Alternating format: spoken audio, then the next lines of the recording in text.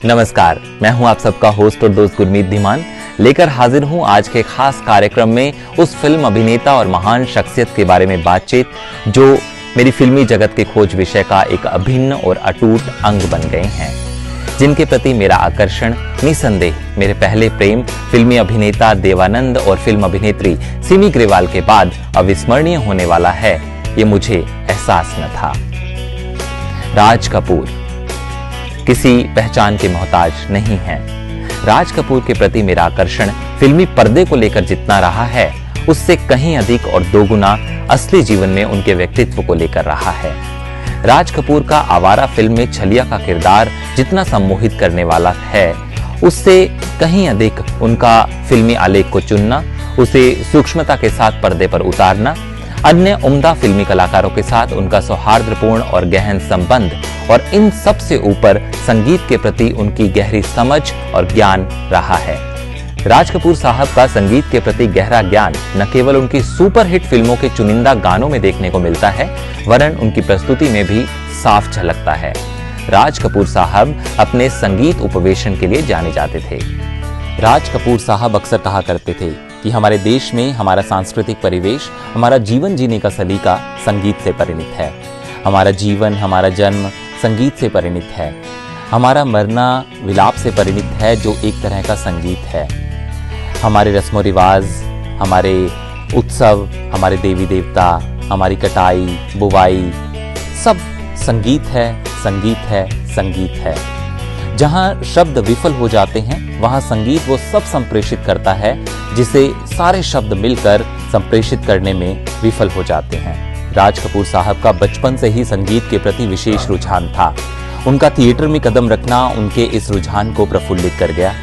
जब पृथ्वीराज कपूर मुंबई आ बसे अपने परिवार के साथ, तो राज कपूर साहब का नारायण राव व्यास की एकेडमी ऑफ म्यूजिक में नामांकन करवाया गया और वहां से इनके शास्त्रीय संगीत का प्रशिक्षण शुरू हुआ। नारायण राव व्यास की एकेडमी ऑफ म्यूजिक में उन्होंने संगीत की शिक्षा तो ली ही ली, साथ ही साथ तबला, हारमोनियम और सितार बजाना भी सीखा। राज कपूर के लिए फिल्मों में प्रवेश बहुत आसान था, क्योंकि पृथ्वीराज कपूर जो थे, लेकिन पृथ्वीराज कपूर जो राज कपूर के पिता थे, उनके लिए भाई भतीजावाद कोसों दूर था। इसीलिए राज कपूर को बॉम्बे टॉकीज में क्लैपर बॉय के रूप में कार्य करना पड़ा। इतना ही नहीं, संगीतकार अनिल बिस्वास के सहायक के रूप में भी उन्हें कार्य करना पड़ा। और साथ ही साथ मैं आपको ये भी बता देता हूं कि इस सारे काम के लिए राज कपूर को 10 रुपए मेहनताना भी मिलता था। राज कपूर साहब लता मंगेशकर को अपनी प्रेरणा मानते हैं। लता मंगेशकर जी का आरके स्टूडियो के साथ संबंध बरसात फिल्म के बाद जुड़ गया। उसके बाद उन्होंने आरके स्टूडियो द्वारा निर्मित एक के बाद एक हिट फिल्म में अपनी आवाज दी।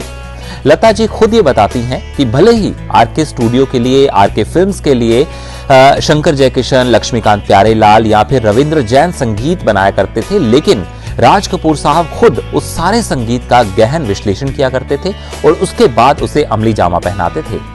लक्ष्मीकांत प्यारेलाल अपने साक्षात्कार में बताते हैं कि आरके स्टूडियोज में बैठकर जब वो म्यूजिक की रचना किया करते थे, तो राज कपूर साहब खुद उन्हें पूर्ववर्ती और उत्तरवर्ती दृश्य के बारे में बताया करते थे और उसी के अनुसार संगीत की रचना करने के लिए प्रेरित किया करते थे।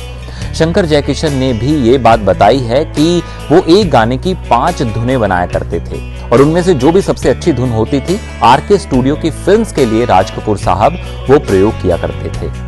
इतना ही नहीं, आरके फिल्म्स में गाने और संगीत मूल रूप से अंगीकृत और बुद्धिमता से प्रयोग किया जाता था। राज कपूर साहब के लिए उनकी फिल्मों में संगीत दृश्य श्रव्य अनुभव देने वाला होता था। पृथ्वी थिएटर में नाट्य मंचन के पश्चात जब वो सारा कार्य खत्म हो जाता था, तो राजराम गांगुली और शंकर और जयकिशन, जो उस वक्त तबलची और हारमोनियम प्लेयर थे, उनके सानिध्य में बैठकर संगीत की रचना भी किया करते थे। उस वक्त इनमें से किसी को भी ये इल्म नहीं था कि राज कपूर साहब थोड़े ही समय में सिनेमा जगत के महान कलाकारों में शुमार होने लगेंगे।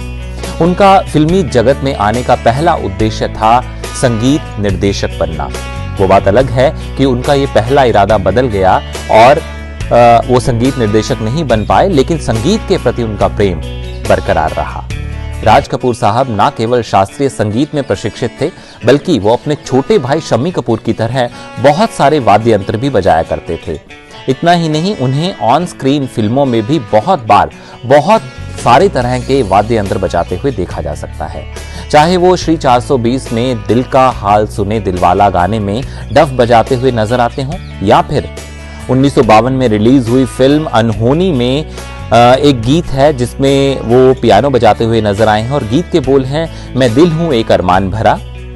चाहे वो 1958 में रिलीज हुई फिल्म परवरिश के गीत आंसू भारी है में वो सारंगी बजाते हुए नजर आते हैं।